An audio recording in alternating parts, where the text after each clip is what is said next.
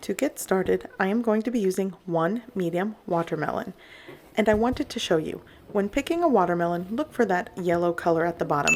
That means it's ready and ripe. Okay, so I'm going to start cutting this.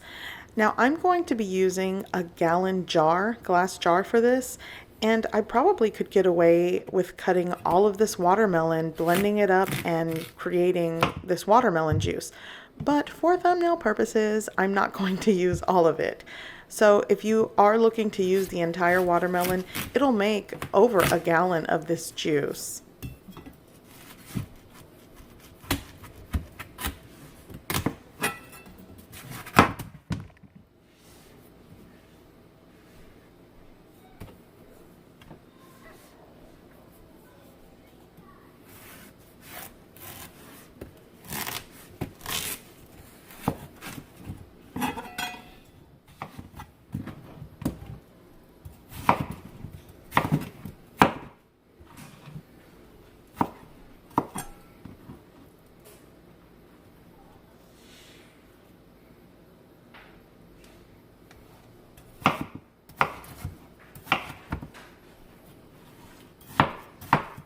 Okay, so I have chopped about half of this watermelon. I'm just going to clean up my area and I'm going to start blending.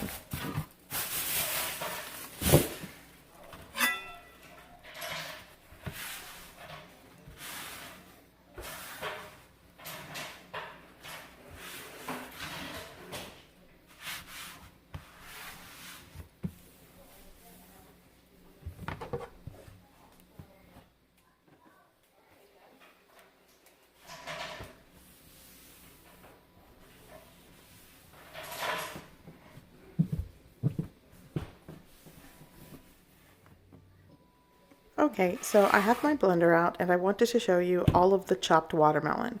So I really don't have an idea of how many cups of watermelon I chopped. I just know that this watermelon was a medium-sized watermelon and I used a little over half. So now I'm just going to do it in separate batches and just basically puree all of this watermelon, and then I am going to strain it. And straining it will just take out any seeds and some of the pulp. And if you like all of that in there, then don't worry about straining it. My grandfather didn't. So now I'm going to add around a cup of water to my watermelon chunks just to get everything moving in the blender.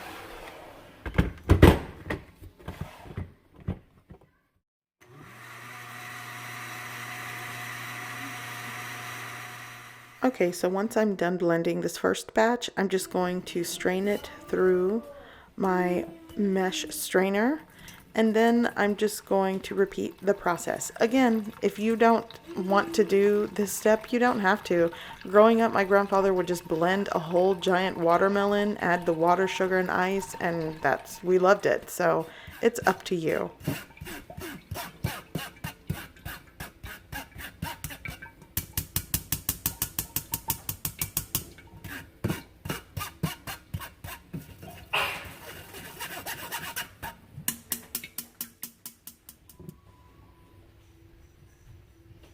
And I forgot to mention this, you want to taste your watermelon for sweetness. This watermelon was sweet and ripe. It was perfect. So I am going to add a little bit of sugar, but it's not a lot compared to what I'm making. So you're going to have to adjust the sugar to your taste after tasting the watermelon. Here I am adding a 1/4 cup of sugar.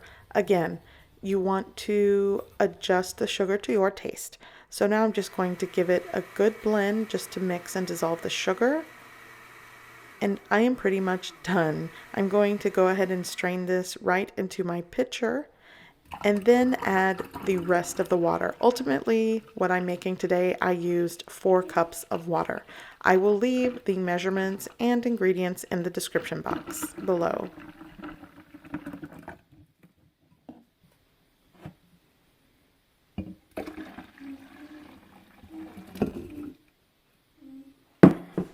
Okay, so now I'm ready to add my favorite ingredient, ice.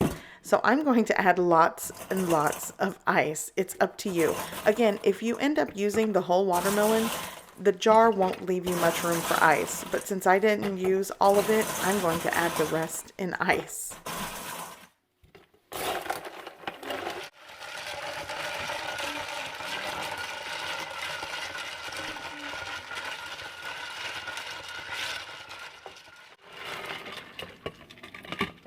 Now that everything is mixed well, I'm going to serve me a glass. I hope you give this recipe a try. I hope you like it, and thanks for watching.